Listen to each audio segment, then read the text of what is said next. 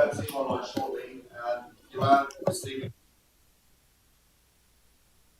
potentially joining us online.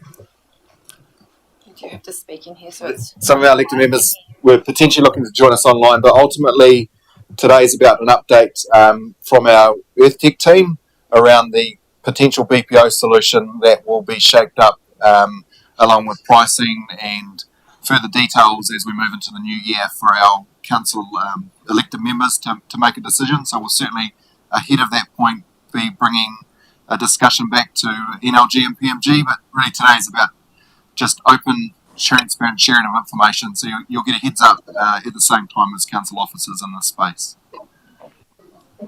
Thank you. We'll hand over to our team online. Can you hear us okay? Yes. Yes. Can you hear us? Yep, we're in your hands. Thank you. Great, thank you.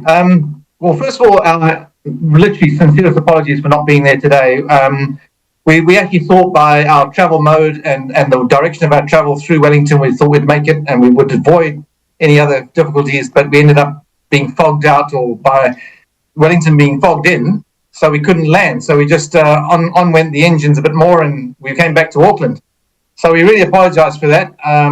So apologies to the NLG councillors and all attendees today.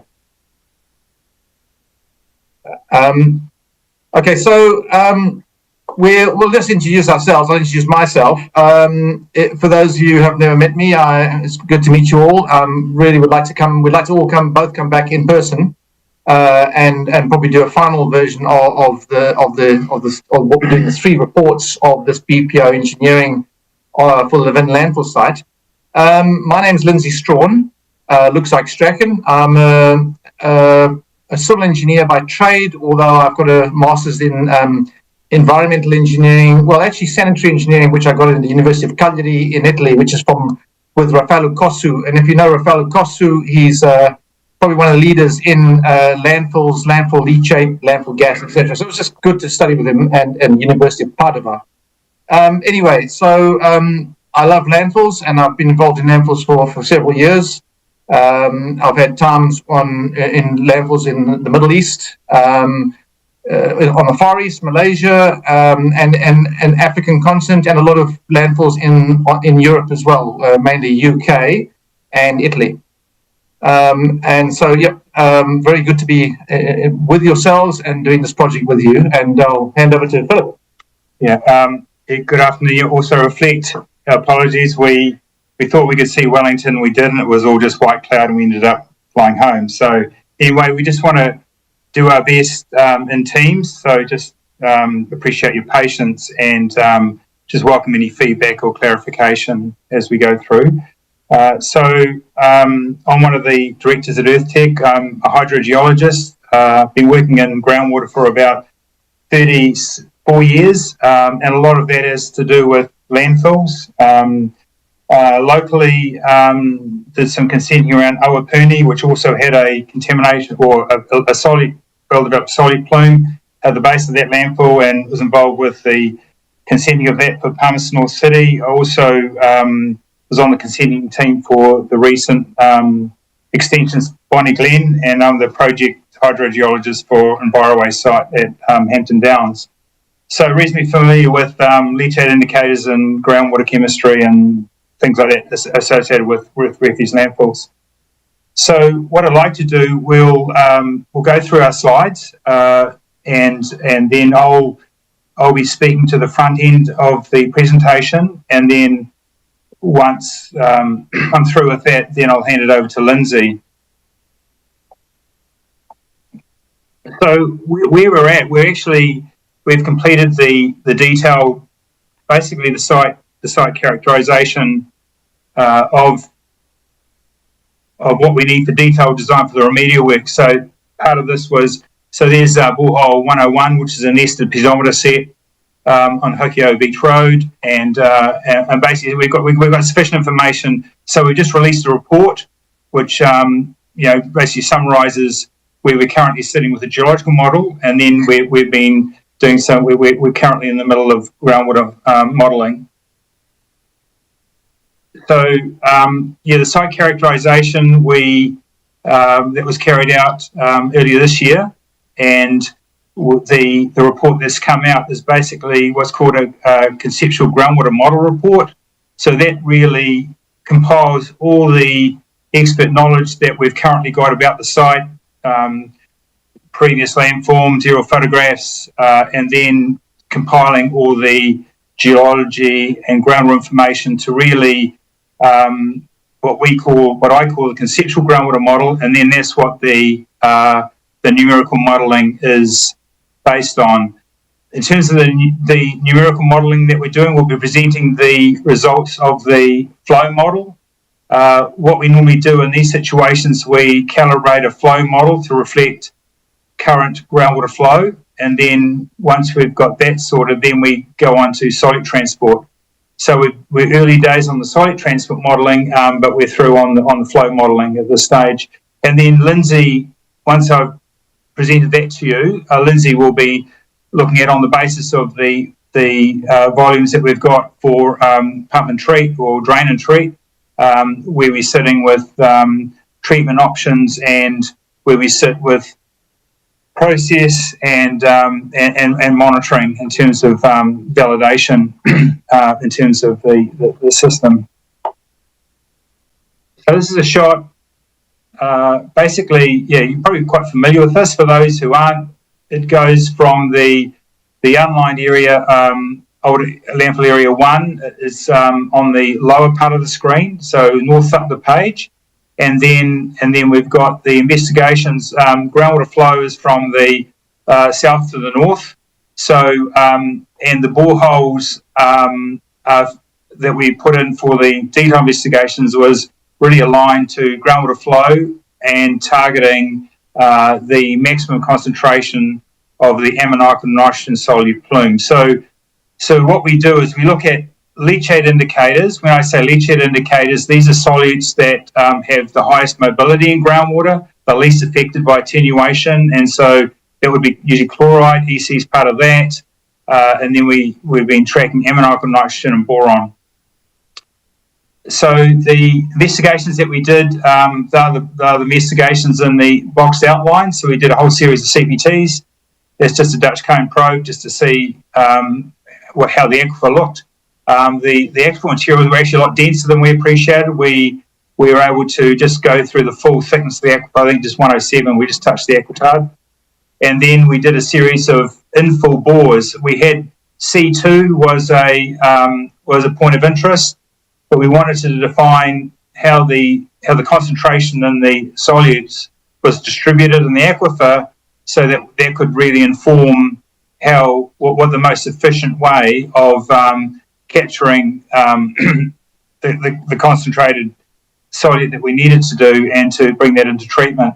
So there's a series of bores. Borehole 101, we've got a nested set. We did one at the top, one in the middle of the aquifer, and then C, we actually cased off into the artesian part of the aquifer, and it was a flowing artesian bore, so we just let that flow, sampled it, and then grouted it off, because we didn't want to put at risk anything of that drinking water aquifer in terms of what was being discharged from the site. Borehole 3 at the back end, that was Lindsey's recommendation. I'm glad we did that. That just gave us an idea of... I don't even see it. Can you see the cursor? No. Okay, and then we had a series of the NM bores. So there's a swampy area to the south of the northern farm drain. It's called the Tatana drain, and then that really helped us really look at the distribution of the leachate indicators within groundwater. So just describing the groundwater. So this has got a vertical exaggeration of 3 times. So it's really just to clearly show where the groundwater system is sitting with respect to the landfill. So this goes from south to north. So the old landfill area, as you see, is on the upper left-hand side of the slide, and then we've got a groundwater table that's falling in grade as we come across the right-hand side of the screen, and ultimately discharges to the Hokio stream at RL5. And then we've also got a zone of discharge associated with the swampy ground Of course, that swampy ground represents a groundwater emergent zone, and then we also get, in terms of the northern farm drain, or what was called the Tatana drain, the lower reach of that starts to penetrate the groundwater table as well. So that's the groundwater levels, and that's the groundwater table sitting in dune sand, and that defines the upper unconfined aquifer. So I'll be referring to this quite a bit. That's where all the leachate indicators are sitting in that aquifer, and then below that, so that's about on average about 40 metres thick of saturated thickness, and then we go down what's called an aquitard. So that means a low permeability barrier to groundwater flow. And then we have a confined aquifer, a gravel aquifer below that. And so in terms of the down gradient portion of flow to the landfill footprint, we've got upward gradient between the deeper confined aquifer through that aquitard, and that helps really constrain the plumes to the unconfined aquifer, and that's all sitting in our flow models. So what we then did, we sampled the leachate indicators, and what I've reproduced here is basically the updated plot of ammoniacal nitrogen to the down gradient edge of the old landfill area 1, and the concentrations. So they've actually moved slightly towards the footprint, and then what's happened with the actual concentration contours, they actually come onto the footprint. And we previously had thought that the main centre of the mass of the solid plume had moved away from the footprint. We have got mass that's extended away from the footprint, but we've also got connection under the footprint. That's what that characterisation showed. And the other thing I was quite interested in is that in terms of the old landfill area, it was closed in about 2004. So we've had about 19 years of post-closure period. And what happens with leachate indicators, they reduce in concentration with time. And normally with ammoniacal nitrogen, with the first 30 years after closure, we'd be sitting at about 200. So the concentrations that are coming out of the landfill maximum of 150. So that looks about right to me in terms of where we're sitting. And then, of course, as the solids are discharged into the groundwater system and then migrate to the north, we have all the attenuation processes occurring, which basically, when I say attenuation, that's a reduction in mass of the solids. So that's absorption, dilution, diffusion, and fortunately Mother Nature helps us in terms of reducing these concentrations. So this is a snapshot of existing concentrations of ammoniacal nitrogen. In our report, we've got all the other leachate indicators, electrical conductivity, boron, and chloride, but the ammoniacal nitrogen plume governs the remediation. And so that's why we're focused on this plume. So one of the objectives in the sampling was to look at the distribution of solids for depth. So say, for example, we look at directly under the swampy ground in the northern farm drain. So there's a lot of numbers going on here, but I just want you to look at the highlighted numbers. So there's ammoniacal nitrogen. And you can see there we dropped from 102 to 1.3. If we go down to Hokio Beach Road, we drop from 28 to 0.5. And then you look at the ammoniacal nitrogen in the shallow groundwater, or the shallow part of the unconfined. From the left-hand side, we go 164, 210, 146, 102, 181, and then we drop down to 28. So what's happening is that ammoniacal nitrogen is actually concentrated in the upper half of this 40-metre thick aquifer. So, and we had some evidence of that in the original information, so this has confirmed it.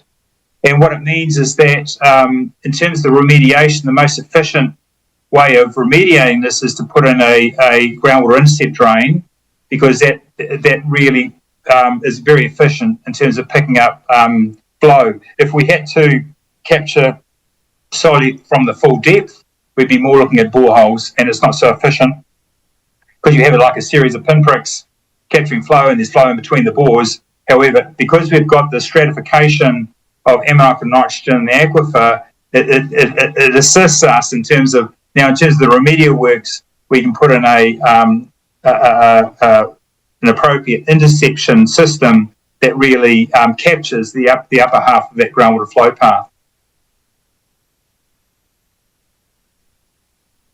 So what we've done, we've done the flow modelling, and we've taken a cross section.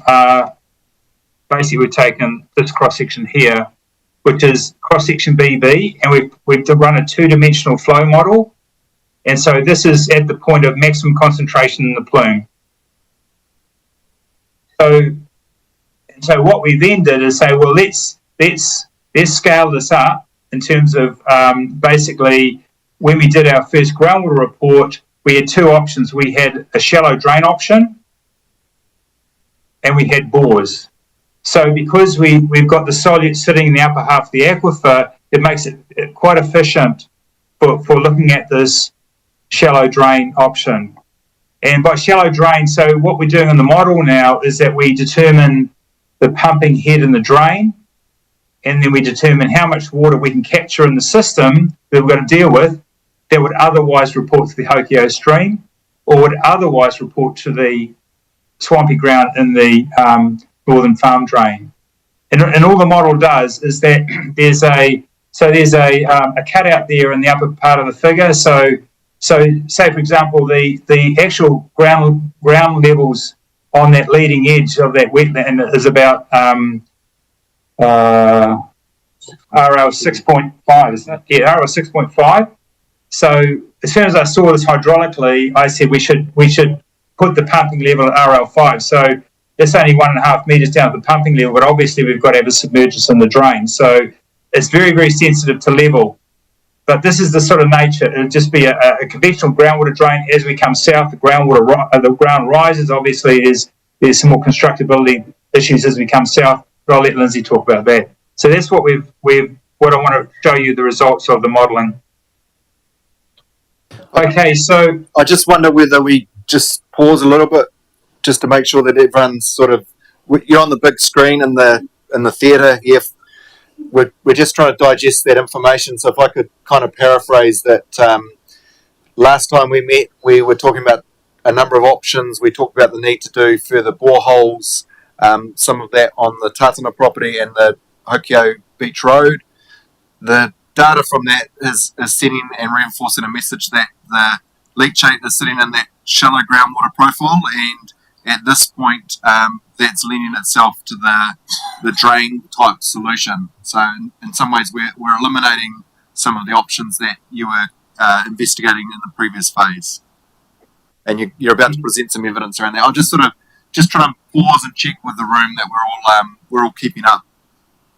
Yes. So David, the only thing I'd qualify for that is that the stratification and the concentration of ammonium nitrogen just relates to ammonium nitrogen.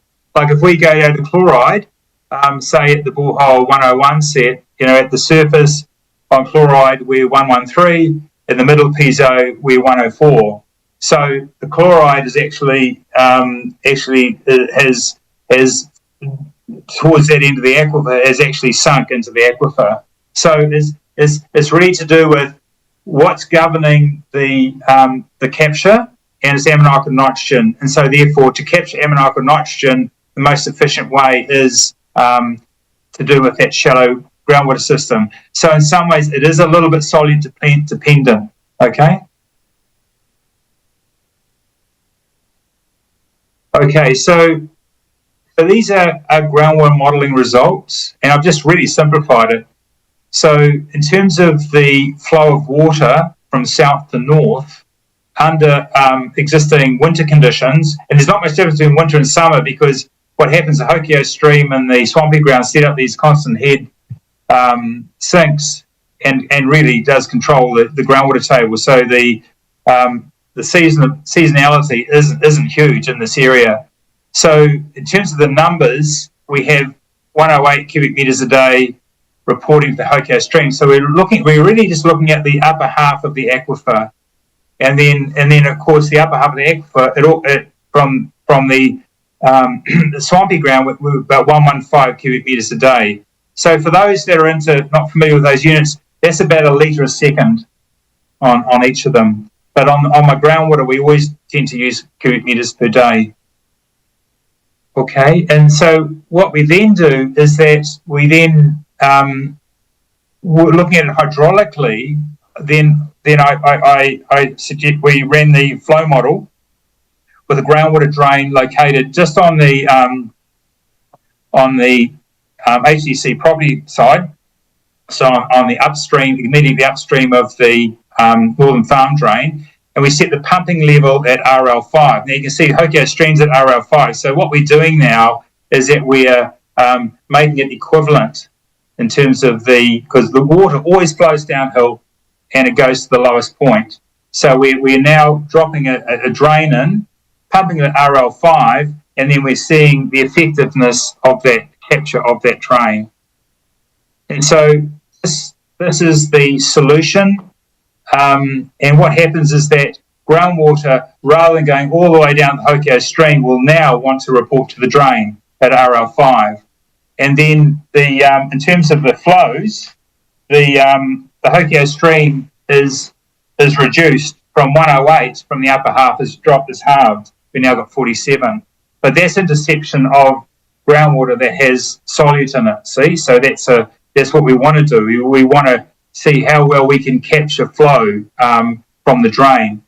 So the zone of capture associated with the drain is shown in purple, and then the flow, the residual flow, upgrading flow that reports to the stream is shown in blue.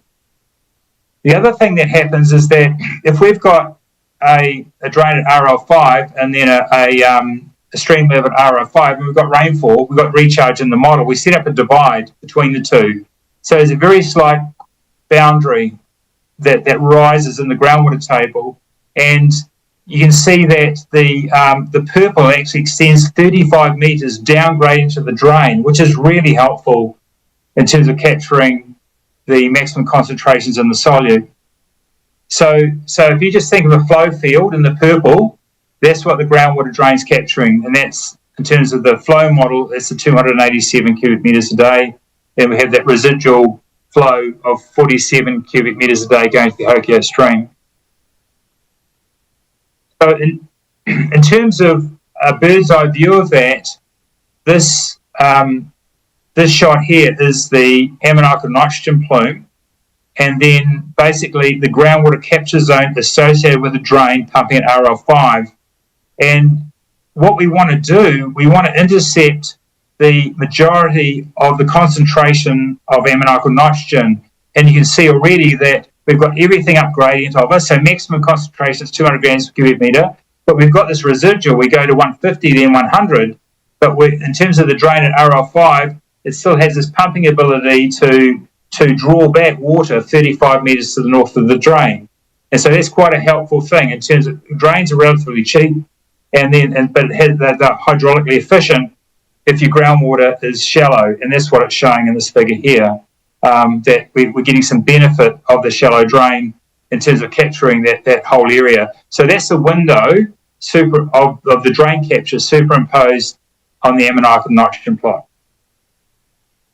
Okay, so just in terms of the numbers, so what I've done is just looked at drain efficiency purely in terms of what it looks like in terms of the drain, the effectiveness of the drain, in terms of capturing water that would otherwise report to the Hokio stream. So at the moment, as you may remember, 108 on the first slide, 108 was reporting to the stream, and of course the drain's doing nothing. So if we put a drain in RL5, the Hokio stream drops to 47. So we're there capturing 50% of the flow that would otherwise report to the stream. And then I just ran a case at about 100. I understand that the current sewer's got a capacity of about 90, so we just put 100 in and see what it goes. That was equivalent of 6.2. So if we constrain the capture to a volume similar to the existing capacity of the sewer, we're only getting 15%. So it's way less efficient. The other thing I'd like to say is that if you go back to this figure here is that the efficiency numbers I'm giving you is purely on flow. Now, we're in the middle of the transport modelling. When we're looking at transport, we're actually looking at the amount of kilograms per day of ammoniacal nitrogen that we'll be intercepting. So the efficiency, as you can see, we've actually cast a shadow or a capture zone over the main concentration zone of the plume, and the efficiency is going to be higher than 56%.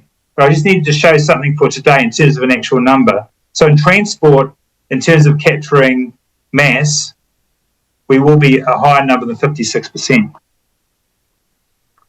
Okay, now the other thing, in terms of the court order, I just had a look at, the condition that we had is that basically the conditions say it's either to cease, or if you can't cease, materially reduce. So to me, in terms of the way the plume is distributed in the aquifer, to me, complete cessation is not feasible in my mind from a groundwater point of view, but material reduction is. So in my hydrogeological frame, to me, a material reduction greater than 50% is significant, and it addresses a material reduction so the conditions say it's discharge of leachate. So it's discharge of what we call solute, which are leachate indicators. And then it says to the Titana drain and the Hokio stream. If we go back to the slide here, we're actually capturing 100% of the flow that would report to that swampy ground. So in terms of the condition, we meet 100% efficiency because the drain's right beside the swampy ground. So, and we know that the concentrations are highest in that area of swampy ground. So what we're proposing is that intercept drain will actually dry out that ground because we're capturing it. So in terms of the condition, we're honouring the condition in terms of the swampy ground. We're 100% there, and we're over 50% of the stream. So in terms of my reflection on that condition, I think, we're in a reasonable space in terms of the efficiency of a shallow drain bringing about that remediation. And I'll just leave it there. David, do you want to take questions on groundwater now, or should we just leave it all till the end? Dan. Sorry, Dan. Sorry. It's Dan. Oh, is it Dan? I think we carry on through to the end, and then we'll circle back around the room for questions. Yeah. Sure. Thank you. We're keeping up, which is great. Thank you. Thanks. I just wanted to point out before we go into the engineering side of it that on the timing of, we're probably going to get an answer question, not a preemptive question, but it's quite important to understand as to the timing and when does the BPO need to be implemented. And if you just saw one of Philip's slides, I'll probably actually ask him to do it, as to the when is where that line is currently, that 10 milligram per litre line is actually starting to touch the Hokio stream. Yeah, okay. Yeah. So basically, what we're seeing now is so that was September. That plot there was September, October, and if you can look at the upper part of the slide. So if we look at the Hokio stream, so we've got background levels of 0.18, 0.17. HS2 has gone to 2.7 at that shot, and then basically. If you look at the averages on HS2 for the 2-year average, we're sitting at 0.4. So HS2 is near the consent compliant limits in terms of the condition. However, the point of compliance is not HS2, it's HS3. We're within compliance on HS3 because that's what the consent condition we've got to honour. But in terms of the effect, we're starting to see effects of ammoniacal nitrogen and chloride on upgradient and downgradient streams in terms of HS1 and HS2. So groundwater is not like surface water. It's moving quite slowly, so if you look at this in terms of the report, we've recorded HS2, the history of HS2 and the maximums, and you see that it's quietly climbing. So groundwater is moving quite slowly, but it is resulting to increases in the water quality effect on the Hokio stream. So looking at the compliance, I think we still got quite a bit of freeboard because the environment corridor was quite carefully crafted. That and there's a lot of history I'm not aware of, but we've got quite a bit of freeboard between the maximum and the 24-month average before we hit the consented limits. But we are having a material effect on the stream, and so therefore it's important that, well, I feel that this is carried out as soon as we're able to. Yeah. While we're on this too, while we're in that frame of capture, what happens to the solutes that are north of that capture zone? So I've got a 30 and 5 metre line. The drain is going to drop back all the groundwater velocity. So in terms of the residual, they're going to slow right down. And when you slow groundwater, it means the flux of that on the stream is a significant difference. Now, all those sorts of questions and all that assessments in the transport modelling. So, even though the 35 metre capture zone doesn't include all of the plume, it's going to very much change the current rate of migration of that concentration towards the stream. So, but that'll come out of the transport modelling. Yeah. Okay, over to you. Yeah, thanks. Okay, to proceed. Okay, I'm just going to go through some slides right now with the BPO engineering, the best practicable option for the engineering, and there will be options in the engineering which I'm just going to show you now. So this is the general arrangement of the engineering design. There's a 200 meter, I haven't got a cursor, the cursor won't work. So either way, there's a 200 meter drain, which is to your middle, slightly to the right. And that drain, which folk have spoken about, is going to extract groundwater with the solute of concern in it. I'm not going to say the word contaminated because that would be an incorrect word. There's reasons behind it, but either way, this elevated ammonium nitrogen water is going to go into a header tank, and it's going to be treated in two forms. And this is just a general arrangement of that. I'll just move away from the slide for now, and we'll just show that in terms of the area, the land, and the ground. You'll start to see from the heat model, which is an interesting way of showing it, but it's just showing you the ground. It's just showing us what's high and what's low. The reds are the low, the yellows are the slightly higher, and then the completely white areas are the higher ground. And you can see to the lower right sort of thing, or the mid sort of area, where the drain is, that it intercepts a high terrace dune area. So that's going to be a challenge to construct that. But I say challenge, but we have many ways to do that. So these are only just challenges. It's not a concern. And then the drain is going to go along inside the property to the west, to your right, to your left, and that'll intercept the highest concentrations and beyond to basically fully intercept the plume, the major part of this plume. What we're showing there as well are these are rebeds. Now that's an optional extra, but it's for polishing treatment, and they are very, very effective. We would have to be having a look at the available budget to whether we do polishing treatment with rebeds. But I'm sorry to flick all the way through here, but I need to just show you a slide first. This is I don't know if Scott is in the audience today, but if you are, you could stand up. Sorry to put you on the spot. Yeah, so Scott Wardlaw is actually helping us with the ammoniac nitrogen test on site.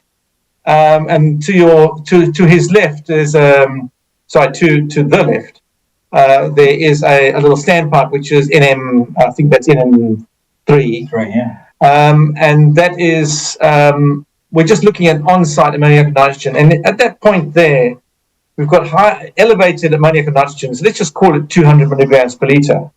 Now I'm an engineer, and us engineers, we like to sort of do things so they're just about to break, and then they actually work, and we call that efficiency, and we make things happen. And when we slap ourselves with an environmental engineering degree, We just wear a little brand and we just say, well, we actually want the environment to repair itself or return, etc. So it's going to be a lot like that. And you can see the grass he's standing in is very much alive. I think we'd all agree on that. And then the trees actually are pretty dead. And this is the area where we're getting into the area of environmental engineering. And I won't go into it all, but there's an F/M ratio, which is food that bacteria needs over microorganisms. And that microorganism is really doing very, very well under his feet. And that's Matilda, actually, she's one of our geohydrologists.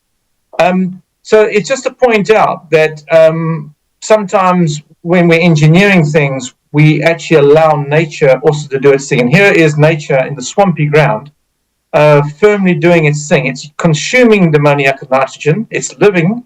Ammoniac and nitrogen is typically, if you Google it, I'm sure you'll find out that it's areas of 90 milligrams per liter. It's toxic. Nothing should be growing in it. Fish definitely not. But then you can see that the environment is living in it. It's creating its own biomass, etc. So it's just I guess it's just something just to be aware of, that it's not all chemistry class. It's actually environmental class mashed in. So we're dealing with biochemistries here. And by the way, on the right-hand side is the drilling rig at 4-hole 104. Getting back to sorry to just show you all the slides, but getting back to the heat model. So you can just see that we're concerned about where that trench is going to be going. And as Philip just said earlier, you're looking at about a 3 meter depth, 2 to 3 meter depth, 1.5 even. So it's a very workable depth, and it's very pleasing, and we're getting into lower cost here for something which is going to be very effective. So this is this is almost a question slide is going to become, because this is really the options. These are the options straight at us. We're going to extract the groundwater, and it's going to go into an extraction balance tank. And then from that tank, or tanks, and it'll go, some of it can go to the sewer line, which is very cheap to do, as long as the sewer line can take it, which is a 90 millimeter pipe, which has to have a certain pumping rate. And we can discharge into that line at different times of the day. We can adjust the PLC, or solenoid valve to open and close at certain times. That's not a problem. But my understanding currently is that that's pretty much all the sewer can take. We're going to work at that with the wastewater team. But it just, on the left-hand side, you'll start to see, in fact, it's almost going to the west. That's why I've done the slide like this. So going to the west, which means it would go out west and eventually go back into the reed beds for polishing, and then to the natural receiving environment, is that you would have the 200 cubes a day that Philip has spoken about for an on-site treatment solution. Now, on-site treatment of this type of water is core business to us. So I wouldn't be scared by it. I'd like to promote it, because on-site treatment means you end up then with the 200,000 litres of water per day, which has now been cleaned, and I can go into that, of the environmental concern, and now it's available to us to carry on back into the environment. But either way, if we did go in that direction, and you're keen to look at the on-site treatment solution, it would really put you into some very leading technology, which is very simple, activated sludge process, etc. But we would design the process, and then someone just put in there. Biological treatment is the cheapest form of treatment you get, because we let Atua, the gods, they've given us this bacteria. Sorry to be all religious on you, but they've given us this free bacteria, and we just have to use it and engineer it, and that's what we call the biomass, by the way. So either way, so this is that on-site. This is just showing you a diagram of what those options are. And you could sort of choose one or the other. You could send everything to the sewer line. We could probably work out a way with the wastewater people of how we'd achieve that. But we'll have to revisit that. Either way, we've got the design done. This is just a schematic. This is what they call a process flow diagram. And you'll have hydraulic profiles. And I'm just trying to sort of show that you could have a sequencing batch reactor, or any. This is preferred. You can have any type of biological environment, but we could just call it a package plant for now. There are many terms for but basically we're introducing an on-site treatment solution into a balancing tank, and then we can split from the balancing tank. Do we want to put that, say, back in front of the trench, or allow it on its way? Do we want to put it into the northern farm drain? Do you want to put it and plonk it straight at HS3? There are many options. So either way, the rebeds would love it, because the rebeds have a strong ability to treat. But a rebed, typically can't treat ammoniac and nitrogen, except we're seeing it happening. So we'd want to try to re-engineer what nature's doing on the landfill, on your landfill. So there is something up for grabs there, but we would engineer it. In other words, we'd understand it, and then we'd reimpose it into a constructed environment in the form of a rebed. It's just got a liner underneath it, so it's a sort of clay lining, GCL, geosynthetic clay liner, and it's fairly cheap to do a rebed. This is just a better diagram of the rebed, in case there are any questions about how you control the level in the rebed. This is actually sort of, things we've developed over time, but it's a very interesting way of actually controlling that head. And we normally use this type of device. It's hand operated, it's very simple, and it just controls the level of the rebed. It can be seasonal, and you can control mosquito growth if you've got that sort of a problem. But anyway, so these are all the details that we've got. And just to show some pictures of this is you can imagine this being this is actually a sequencing batch reactor. This is a very big one. This is about 10 times bigger than what you'd require. Either way, and then that would decant into a balancing tank, which is actually to the right. Just snipped it off, and then that goes into the rebed. Actually goes into the rebed this way around, coming from this side and coming back at you. And we did that, so it wasn't so far for the person from the regional council to walk. I recall the person not being great on legs, so we actually re-engineered this to make sure that they walked only that far. But either way, and then that's a sparkly liquid, and that's what's nice when it goes through a rebed coming back at you. Rebeds actually give it that sparkle, anyway. And we often just say that the reeds actually just hold the stone apart, the drainage stone, because and they give it this sort of spring flush. But there's certainly a lot of evapotranspiration that does take place. What we'd also suggest is, and also not a high cost, but this is typically, and we could probably get a university to do this for us as well, or be part of it. But anyway, we find the wheelie bin is a great sequencing batch reactor. You seed it up. We'd have to take some bugs from the sewage, the local sewage works or wastewater treatment plant, and we put it into 25-litre containers, and we'd mimic that same F/M ratio in the sequencing batch reactors, because we're going to get the sludge from close by. And then we mimic that same F/M ratio, and that ratio would then undergo a bit of a biological change and then start treating the solute, high solute groundwater. And that would also be where we put this plant. It would just be it's just a suck it and see. It's a good way to do trials to show also legislators and people that this is very effective and it'll work, because a lot of people don't believe it. And I think that's probably the problem. And then also, this is at this size, call it 200 litres then, active volume. Well, I'm showing 160 there, but you get the bigger wheelies. You actually produce a full-scale treated effluent. And then you can then subject that to any other treatment you want. And I've actually been asked before, for example, we take boron as an example. Now, what the beauty of this project, is going to sound quite strange, is that this actually comes from a landfill. This liquid is coming from a landfill, which is biologically active historically. And you may, if you go to the chemist, if anyone want to go to the chemist, you're just going to ask for a boron tablet, and they'll give you one. And you can consume this tablet, and that boron will go into your muscles and things. And I'm not a doctor, but exactly that's what happens. And then we and bacteria and microorganisms, they consume substances which may be strange to us to see as heavy metals or metalloids, and suddenly these actually being consumed by living organisms. And this is a territory which we're going to get into with this. So we get into the biochemistry side, so not necessarily the analytical hard chemistry. But that's what a treatment plant we should recommend doing. So going forward, just next steps, we'd want to just, we're good because we're just about to finish the report. You can see our designs are already there. But we just wanted to sort of finalise and get that feel from yourselves, on are you okay with what you're seeing so far? That's obviously the big step. And then to finalise, the groundwater modelling results. Philip's just going to hone in on that and get some sort of more modelling done. And I think the phase of modelling Philip will talk to, but basically what I was showed earlier on this earlier slide was that, we can all say, well, great, you've got the design, you've got the final process design, you've got the engineering, it's all done, it's all going to go in the ground, it's all going to work.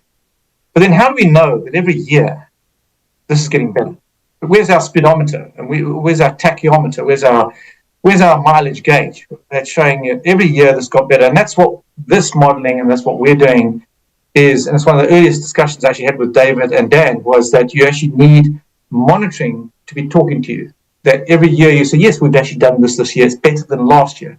Because you can often find that people can do sampling and get exactly the same concentration, but not knowing that the environment is far better for it. And that's what modelling will tell us when you're extracting things and what's actually happening in that environment. And so it's not an ecologist that's telling us this. This is actually this hard monitoring data that'll tell you, and you get like an annual report, almost like a P&L, saying, okay, this is what's happened. And that's what the monitoring's got to tell us. And then the next obvious step then is if everyone is happy and to proceed, then we'd go into the next bold step, which is BPO consenting. So we'll get the consenting done. Well, that's core business to Philip's division. And then or any other company, obviously, as well. Sorry, I must say that. And then and anyone could then do the AEE and then get that process going. And then as the engineering requirements and that information is required, that will feed into that process. So tēnā koutou katoa. I just thank you very much for allowing us to chat to yourselves. And Napatai is any questions? Sorry, Justin, I see you online there. My te reo is not very good, but I'm getting there. But anyway, thank you everyone for listening. And again, also thank you to the HTC team, David McMillan, Dan Hay, Scott Wardlaw, Albert Hoffman was also involved. But thank you very much. I mean, really, with that. And I must say, I'm not sure you're aware of this, but the BPO option is a very new and unique thing for our country. And it's allowing us to do something which Philip mentioned earlier, which was the material reduction. Do something, get this thing done and fix it. And let's never mind necessarily about consent, but let's fix this. So questions and answers. Thank you very much. Thanks, team. I'll kick off at this end. I think top of mind, having received the information today, a number of the group here today would probably be asking, when's it going to happen and is it going to work? But also for our elected members online, potentially how much is it going to cost and when do we see this presented as in a decision-making process? So initially, obviously, we'll need to confirm dates for next year, Lindsay, but I get a sense that our last council meeting's on the 13th of December. It's likely that this is going to be a paper that we bring to the council in the new year. So certainly that provides an opportunity for you to close out the modelling, define those solutions, make that case to say this will work, and then ultimately we need to look at the timing to deliver consenting processes and costs and get that to a council paper, because I do get a sense that it's probably more than what was historically thought about in terms of if we think about 3-4 years historically, there was a need to do a BPO, but no one really knew what a BPO was or what it was going to look like. So I think we're getting to that point today where the technical advice is saying this is the best practical option, but ultimately we're going to need to get a really good understanding on costs, timing for delivery, impacts on adjoining landowners and the like. I know we've got representation here from the Tatana family today, so I get a sense from some of these slides that there might be options to look at downstream reed beds, but that's going to be subsequent conversations that we need to have. So appreciate that today was really about a live update of sharing information. Quite keen to hear from elected members online, Councillor Tupua or Tamihana, and then we'll take some questions around the room today here as well if there's any.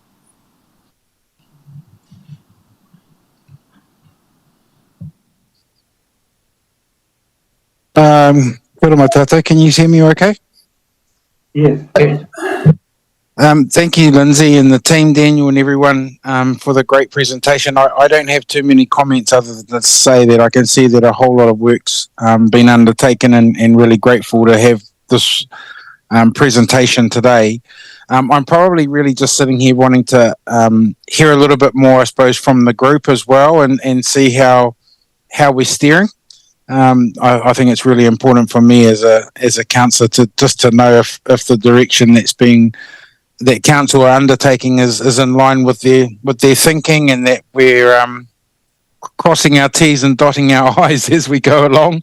I know this is no easy discussion, or even in seeking a solution to get to the end, but this is certainly some really good information provided today.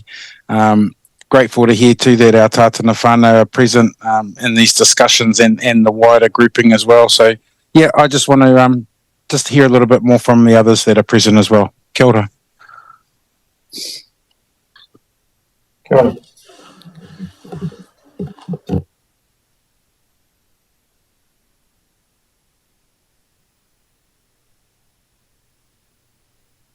Dan, would you want provisional answers for your 3 questions?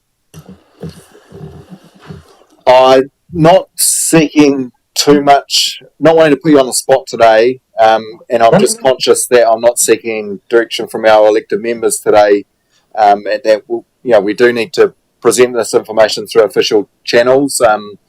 With that detailed information, I just get a sense that you need a little bit more time to bottom out the solution and start to put some estimates together, along with the other conversations that need to happen. So was quite keen to hear from around the table today that a number of those present have been on this journey longer than myself, and perhaps had expectations or a vision around what might be happening. But I get a sense that action versus talk was probably a key driver. So I'm seeing that we know more today than we knew a month ago, and that I'm confident we're moving on a path. But keen to hear from NLG and PMG representatives and any input. So we'll just hand the mic around. Oh, kia ora, Lindsay. Can you hear me? Hello. Can you hear? Oh, yeah. Okay. Look, Steve Moore here, Lindsay. I'm interested in your, sequence batch reactor. What sort of reduction in, for instance, ammoniacal nitrogen would you expect from that type of process? Assuming you're taking in, the leachate contaminated water from the drain, or from I suppose you're calling it a drain, and you're sequencing it through there in batches. What sort of reduction in ammoniacal nitrogen would you expect? Yeah, sorry, Councillor. So, who's that? David Moore. David. Dave. Oh, sorry. Yes, hi. Sorry. Yep. Hi. Sorry.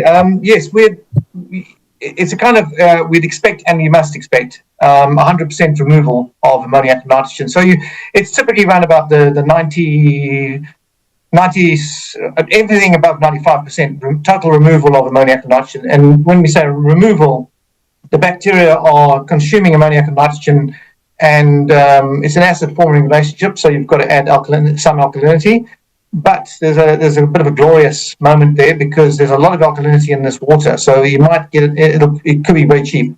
So you'd expect pretty much full 100% ammoniacal nitrogen removal, and in conversion to nitrogen, with a bit of organic nitrogen, etc. And if you'd like to get complete removal of nitrogen, then you can do that by just doing an anoxic mixing. Not just do it, but anoxic mixing and then conversion to nitrogen gas, which is completely harmless. A lot of people prefer to have the nitrogen, and not to lose the nitrogen, because it's a valuable resource, and you can use it for, plant life can pretty love it. So, but in direct answer to your question, complete removal of ammoniacal nitrogen in the reactor. Just to follow that up, Lindsay, what percentage of the 290 cubes a day would you expect to be able to pass through that batch? So we would take, if we would, I've done a design for the full 200,000 litres a day. So, and I've got obviously the tank size, not to go too far into it, but the F/M kinetics is all done through empirical research. Although that kinetic value is actually 0.025 to 2.05, so F/M equals 0.05 max, or else the bacteria will die no matter what you build. And that's just been proven throughout the world. So either way, just we would go there, we'd take the plant to that kind of a level, so we try and minimize the volume of the tank and be very efficient in the biomass. So you try and get a good level of biomass in that reactor, say about 6,000 milligrams per litre, and that will cause that, within that volume, that'll cause that full removal of ammonium and nitrogen for that 200,000 litres a day. Of course, it's a lot of water. 200 cubes a day is not a little bit of water. That's a lot of water, and that's got to go somewhere. So we pretty much want to do 100% removal before you put it into the reed beds, because the reed beds have to be designed to take that full volume. Thank you. Okay. No, and any other questions? Just email me or through David. We can just take you through the design. It's actually I really love it. Actually, I mean, it's good to be talking to people that are keen on activated sludge processes, which Koch and Pasteur invented many years back, and we don't kind of use it a lot in environmental engineering for some very odd reason. But yep, any questions you have, no problem at all. Lindsay, it's Viv here. Can you hear me? Yes, loud and clear. Yep. I was just wondering, that core that gets discharged to the sewer at 90 M's a day, and you were thinking about increasing it, will there be some sort of test done before it leaves the site, so we know what chemical base is reducing and things like that on it, or will it just be discharged to the sewer like it is now? It will be tested, yes, yeah. If anything, you have an EC probe in the balance tank, and so you'll know the EC value at all times, and it'll register on the PLC, and that can give a mimic value of the ammonium and nitrogen. It's just a ratio, so we just test that to make sure that it's giving us an equivalent number for. But you do get ammonium and nitrogen equipment as well, but the more equipment you get, the more expensive it becomes. But yes, it will be pre-tested. Yeah. The other thing about groundwater, it's not like surface water that changes by the minute. Groundwater is very slow, Yeah. and it'll usually come to an equilibrium over a short distance. So usually, all we've been looking at is leachate indicators, but in terms of the full suite of inorganics and organics and pesticides and herbicides, we can screen those, and then we usually have two reproducible tests over a month, and then that would really inform what else is in the groundwater. So fortunately within groundwater moves relatively slowly, and it's usually in a relative equilibrium. It's the sampling that provides the spikes and hollows, but groundwater itself is usually not difficult to characterize in terms of sort of more longer list metals and different types of contaminants that people are concerned about. So it's relatively easy to do. Yeah, well, cause at the moment we're not really sure what Stantec is doing, because we haven't heard. They should have done a test by now for their annual tests, their 3 monthly, quarterly tests, and we haven't heard anything. Mr. Haig doesn't report back much.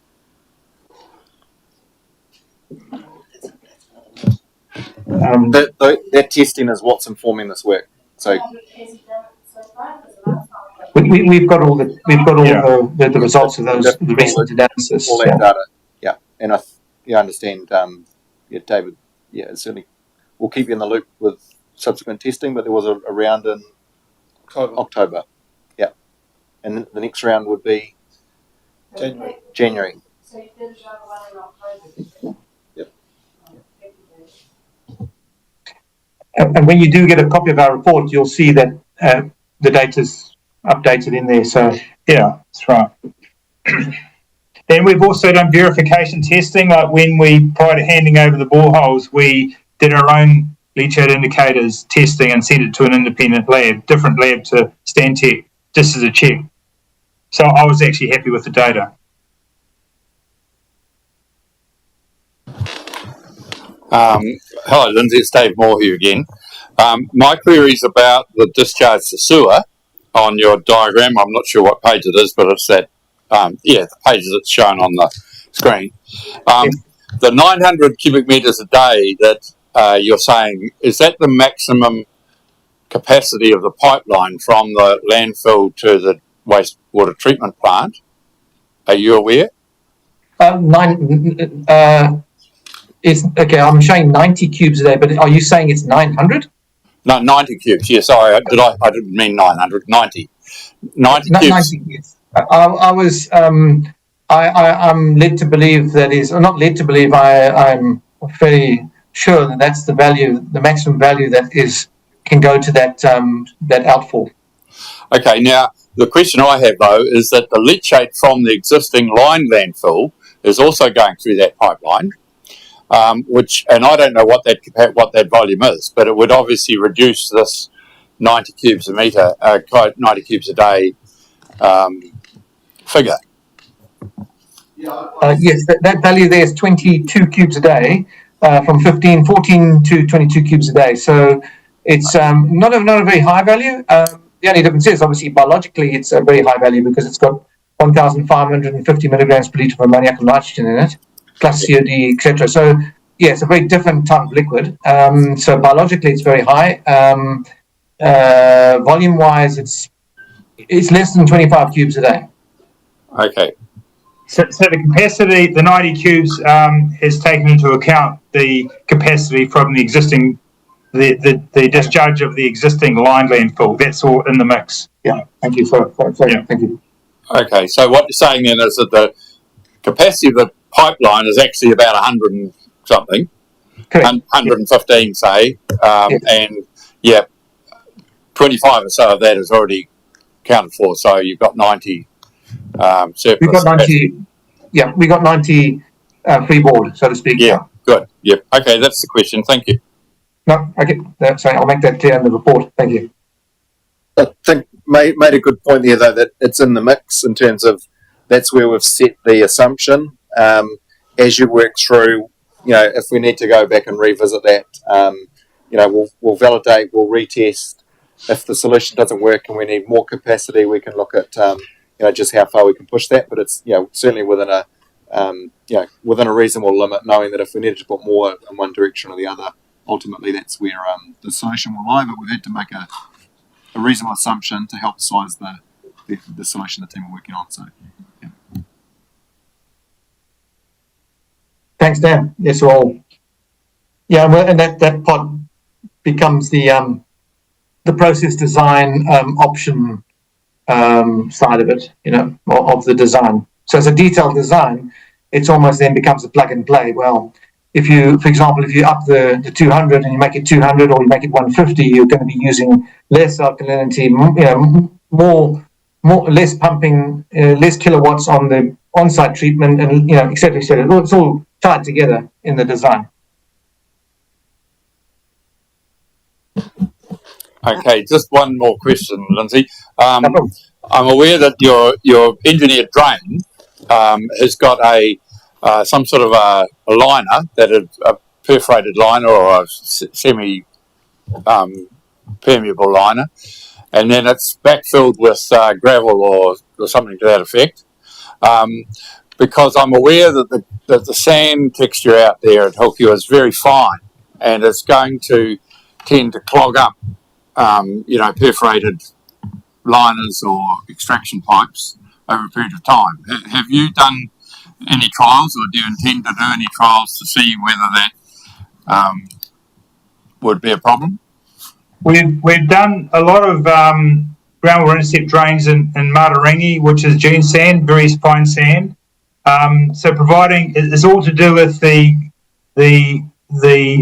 grade of fabric that we're going to wrap the drains in. So here we're showing Bitamate 29, and what we find is that it's very important the main thing is that the intake zone remains submerged, but we don't want to aerate that because otherwise we get a lot of iron bacteria and it just clogs. So it tends to be more of a clogging issue with iron rather than a clogging issue of sand in the fabric. So I think in terms of what we've done with intercept drains and other sand dune geology, we're quite comfortable with the fabric wrapped drain. And the earlier concept showed a HDPE liner on the northern drain side. That's not in. Because we want to capture the groundwater that's coming on the downgrading side. But anyway, in response to your question, what we need to do is on the design have an appropriate fabric that wraps the gravel intercept zone, and that's got to remain submerged under groundwater at all times.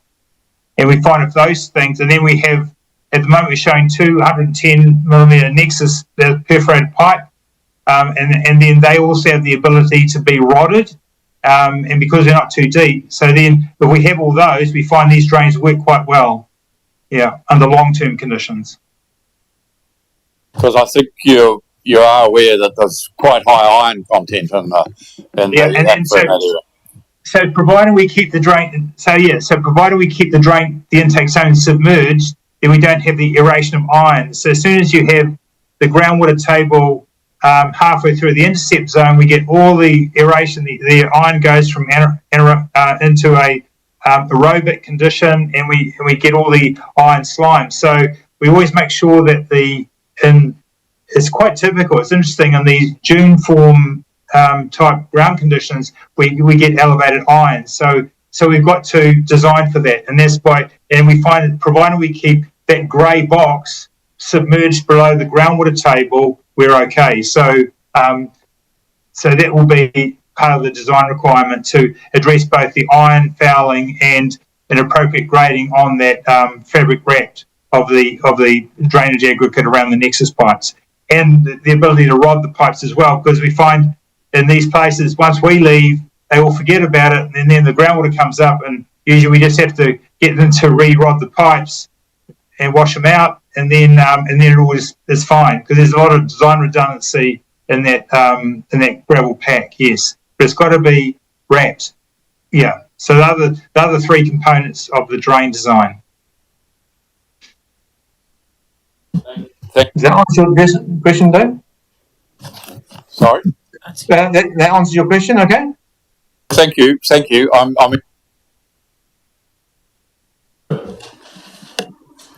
Yeah, hi, it's Christine Moriarty here.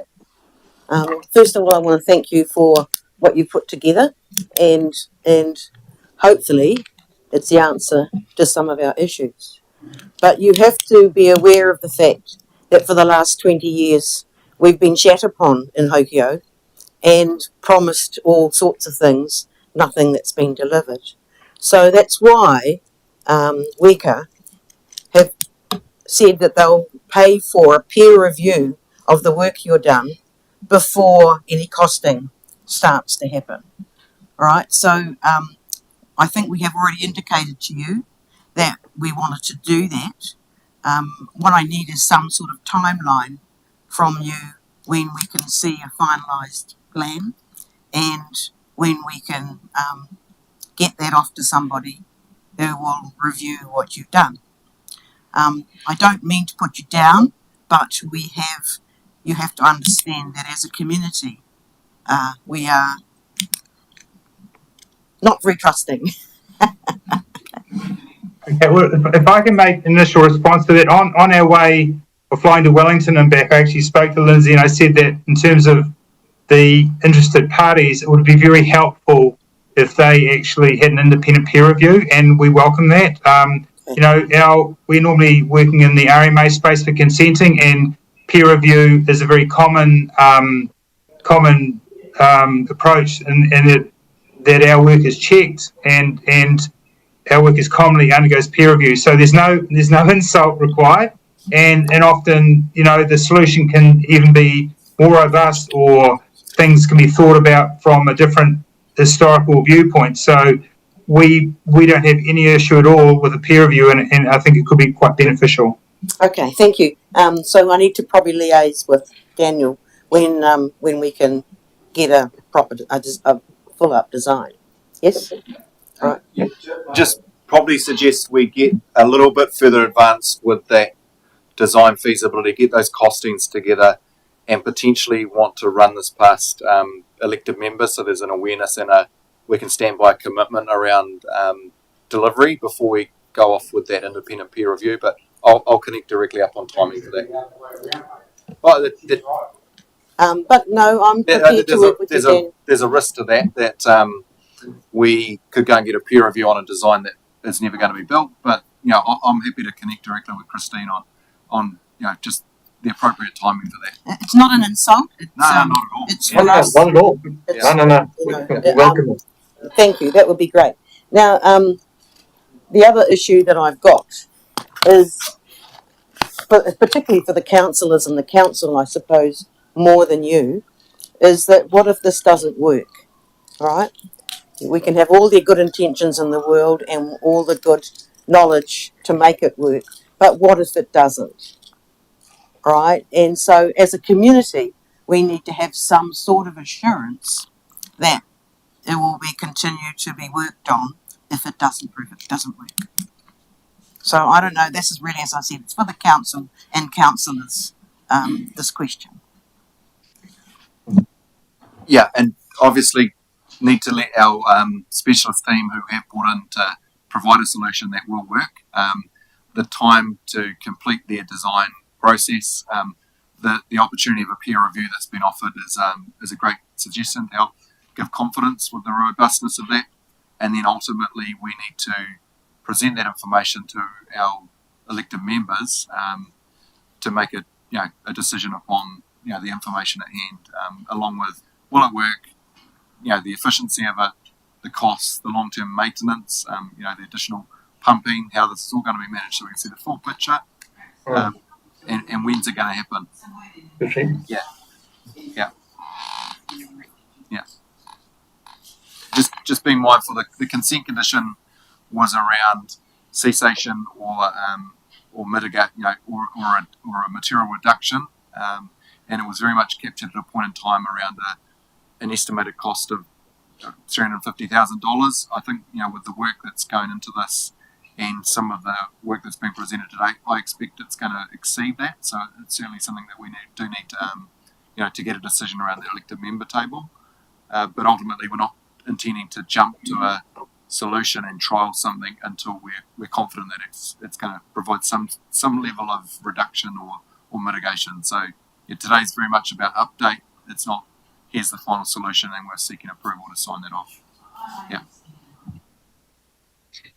I suppose, Daniel, just, all I can probably share in that space is that there is a commitment by this council to the ongoing mitigation and remediation of the site, and as one of those councillors, we do need to ensure that we've got a robust process in place that we can manage, escalating costs that are going to go on, expectations, and all of those things. But there's certainly a commitment, I feel, by the council that this is not a walk away. This is a ongoing.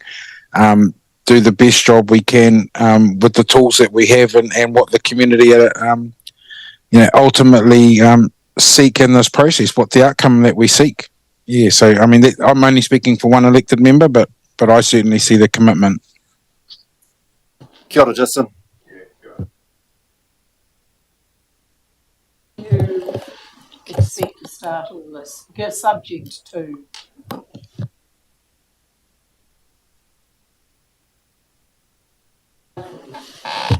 I was hoping to have that chat with the team after the presentation today. Obviously, I'm receiving this in real time, so any steer, Lindsay, online in terms of, I get a sense it's sometime in the new year before we're going to be bringing something to council. So I'd like to be thinking in February we were preparing for a briefing paper, but that obviously need a steer from your side, Lindsay, in terms of timing. Or do we need to take this chat offline and just map out our program? Yes, if you don't mind, just to get a feel an understanding of the direction. It's always three-dimensional when it comes to engineering and implementation and all those resilience, robustness, etc. And will it work? And do you want to do a little bit in what the quantums? So yes, and that will sort of inform where we'll be by December the 13th or something, and etc. But we'd like to move the council as rapidly forward as possible. But it does appear to be the sort of January timing when we'd have a document all sorted. But we could just chat afterwards, maybe. No problem, Lindsay. We'll be in touch. Thank you. Okay, thanks. Right. So in terms of the annual plan, you'll be working on costings to go into the annual plan. This will allow those costings and installation to be in plan. I get a sense that January to March is generally the window for working in that sand country if we've got deep trenching. If we are sort of pushing outside that, it's probably more looking like through that winter period that we would be preparing procurement and finalising designs and peer reviews, more so than jumping straight into construction this summer. But I do need to connect up with Lindsay and the team and firm up some of the timing around that, because particularly if we're looking at peer reviews, there's another window there. I'm hearing the need to have confidence before we just jump into a physical solution. We also have to allow for consenting, like the Environment Court order was very specific about intercepting flow from the then Tatana drain, but we're going to be drying out a swampy area. So in RMA talk, that's a wetland. So there's some interesting spaces we've got to walk through in terms of the consenting, in terms of what we need to capture, but what that means in terms of that feature, in terms of the effects. So there needs to be a slot that once we've finished our 3 reports, one's issued, we expect the modelling one to be done and finished in December, and then the design about January, and then basically there's a consenting to be done. I know Horizon's just even getting the bore consents because we were dealing with putting water in ground in an aquifer that elevated solutes. It wasn't lightweight, so they'll have certain expectations of what they are requiring for consenting. So that is part of what needs to be allowed in the project delivery as well. Charles Rudd. I've got heaps of questions to ask you people. I could write a book about it. But I haven't got time. I've got to go to another meeting. So I'll try and cut it all short, some of the questions. About the monitoring boards, we've been told by the experts that the flow is going in a northwesterly direction. Now, the monitoring bores, leachate finds its own way, and it's not necessarily going towards those monitoring bores, right? You haven't taken into account things like the water table in relation to high tides coming out from the beach, especially on the full moon, coming into the Tartners drain there, going in there. And you seem to have a conflict between the extraction and balance tank to the sewer plant, which seems to be in conflict with the northern farm drain into the existing watercourse of the northern farm drain, which goes into the Hokio stream. That seems to be a conflict straight away. Okay, so just in terms of taking those queries, the drain we're going to put in is flat. There's no grade on the drain, and we're going to be relying on the grade within the pipe itself to capture groundwater. So that's going in flat at RL5. So that just creates a groundwater sump within the system. And so that in terms of the ability to capture groundwater, that's the same level as the Hokio stream. So hydraulically, that's how that works. And in terms of the picture that's on the screen at the moment, that's effectively the capture zone of that. There's sufficient monitoring bores that have been put in. There's a lot of monitoring bores that are shallow, so we've got a very good understanding of the direction of flow in the shallow groundwater system. And so if you go into, I haven't got a slide of it, but you go into the report they've just provided, we've got the whole site plotted in groundwater levels. and it's sort of north-northwest is the groundwater flow direction. And if you can see the contaminant plume, the orientation of maximum concentration is north-northwest. So in terms of my experience of shallow discharge of unlined line landfills into shallow groundwater systems, the predominant effective flow goes with the groundwater flow direction, unless there's a density issue going on. So from what I've seen on the plume that I've got on the screen, it aligns with the groundwater flow from the monitoring bores. And we're not just dealing with 3 groundwater bores determining a triangulation of direction. We've got a whole range of bores at different depths that tells us both the horizontal and the vertical gradients. So I'm quite confident that we've got sufficient information for the detailed design of the remediation system, providing the target is ammoniacal nitrogen. So your assumption is based on, your confidence is based on assumptions. No. When you talk about some of the things you've been talking about, nitrates and ammonia, what about all the other heavy metals? Yeah. Okay. Hi, Mr. Rudd. Hi. Yes. On the heavy metals, I actually alluded to that earlier. So almost there's some fortune to the fact that we're dealing with a landfill. A lot of the heavy metals. Well, heavy metal is first of all, heavy metal is not a big thing. It's not a main thing with landfill sites, with domestic waste landfill sites. So you'll notice that compared to, say, sewage sludges or other types of contaminated land situations, heavy metals by comparison are very, very low. And there's a reason for that. The reasons are because of bacteriological and microbiological environments. For example, you get a manganese or magnesium or something like that, zinc, will be combined with an oxygen atom in early stages, and in later stages with other types of substrates, which are consumed readily by the bacteria undergoing different phases of life in the landfill. Now we're dealing with an aftercare type leachate, which has contaminated the water, and that is a very different type of substance or solutes. So we haven't noticed heavy metals to be a problem in terms of a concern trigger, but heavy metals are very low. Actually, I hate to use the word concern because I can understand it can be concerning to anyone. But heavy metals are readily consumed or have been consumed by biological activity in the past.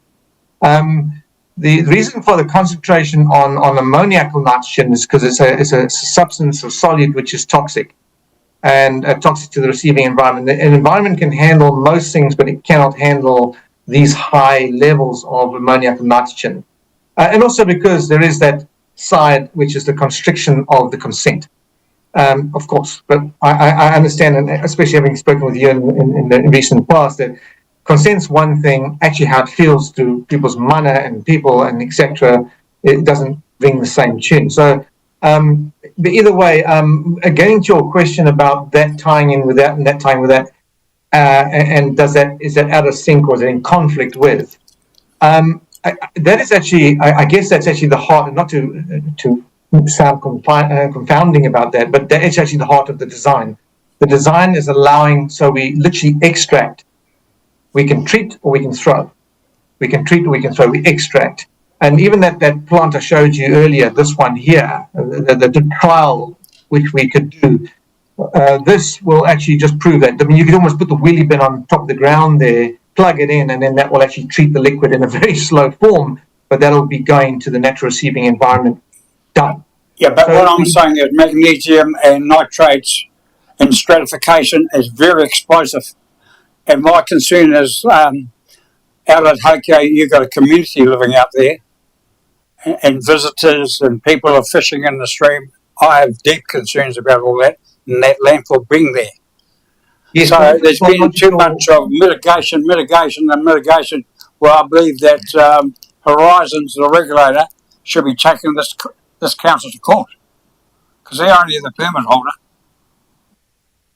So I hope you're going to do a good job because I'll be watching. Yes, yeah, of course. And also anyway. we're dealing, yes, exactly. We're dealing obviously with the biological forms of these chemicals. So it's ammoniacal nitrogen is just a very descriptive way of saying it, but we're not going to be having ammonium nitrate. Not to laugh, I'm not saying that. That's a very different chemical beast. Yes, these two as well. But yes, no, it's almost that cannot happen because of various reasons. But yeah, but we're going to treat the ammoniacal nitrogen. Thank you very much, Chair. I've got to go to another meeting. Thanks, Mr. Rudd. Thank you. Just that comment around assumptions. Could you? Because I'm hearing, 20 years. There's been 30 years long-standing concerns. This particular landfill has been closed close on 20 years. We are sitting here as a council wanting to resolve a solution to capture and address that leachate, comply with our consent condition. But I'm hearing the sense that we've actually got a lot of good data and information here. So just on a sort of a national scale reflecting, we're not basing the solution on a whole stack of assumptions. We've actually got a lot of good data and background to work with. Is there some reflection that you can provide to us on that? And just in terms of a small scale landfill in a rural environment in New Zealand, how do we sort of sit on a sliding scale of very little information to actually having a lot of helpful information? So in terms of site characterisation, I'm always looking at complementary data streams. So in terms of the groundwater flow relates to groundwater levels that are measured, not assumed. And all it is that there's a gradient between a high and a low point, and it flows downhill. And if you look at the distribution of bores, we've got it well covered in terms of the overall description of groundwater flow. The concentrations are not assumed. These are not predictions. These are actually measured. And so, to me, we've got sufficient information in terms of ammoniac and nitrogen, in terms of the capture and what we need to do about it. So if the groundwater levels are measured, the concentrations are measured, all we're doing is we're plotting the distribution between the points. The other thing is that if you just look at that plot, the plot actually worked out reasonably easy in terms of linking the contours through the plume. So that when you find it's just all over the place or it doesn't make any sense, but that's not the case with this ammoniac and nitrogen plot. Like the 100 gram per cubic meter contour, it just moves around. There's just one bore in the middle that's been replaced with 1.7, but all the rest, we've got a number of bores showing the same gradient up to a high point at 200 and then dropping off the other side. And then from the top of the plume at 200, dropping off to 10, okay? So to me, we've definitely got sufficient information for detailed design, and it's not assumed. Like for example, Bonnie Glen, when we consented that, we had a big hole in stage 1. Unfortunately, for whatever reason, there was a big window in the landfill, and we consented that totally on predictions. And but this is not the case. This is actual observation, and we've got an observation of a groundwater plume 19 years out from when the groundwater then the landfill closed. So we're dealing with real concentrations in the ground in the upper half of that aquifer. And that's observed, not assumed. Thank you. Just one more, Daniel, if I may. Jenny Rowan. Good afternoon, gentlemen. So this is a slightly bigger context for me in terms of coming back to the council on this groundwater investigation process with your recommendations. Are we coming back to the council with all the recommendations, which include the capping and all of that, or has the capping been sorted and will be complete by the time we bring this comes back to the council, Daniel? The old landfill is capped. Yes, no.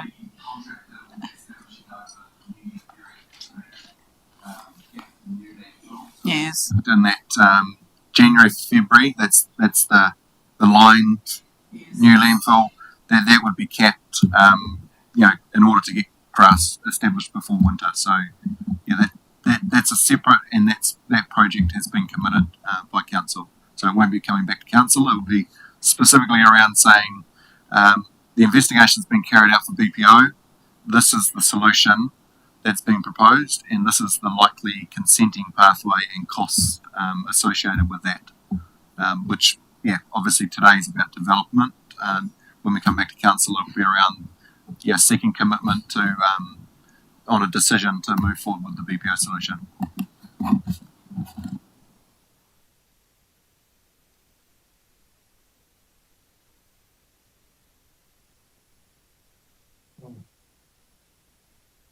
Yeah, we'd agree with that. Yeah. We'd agree with that, Dan. That's where you're headed, and that's where we want to leave you. We just got a little entry point there where after the BPO we'd probably do the peer review, I suppose, and then it would go to go to council, and then that's the only little added is the peer review. Yep, we'll link up on program and timing. Thanks, team. I might just ask David to close for us, but yeah, there's no more questions at this end. Thank you. Thank you. Thank you very much, everyone, and apologies again not being there in person, but we'll be there next time. We'll try next time. Yes, we'll be there. Oh, well, you can't be everywhere, Lindsay. Look, thank you, tēnā koutou, tēnā kōrua, whakamārama nei ngā mahi o koutou. Tēnei te mutunga o te hui, nō reira taku inoi ki ngā atua ngā tūpuna, kia tātou katoa ngā tūpuna, manaki mai, tautoko mai, ai nei ake nei. Āmine. Kia ora. Āmine. Kia ora.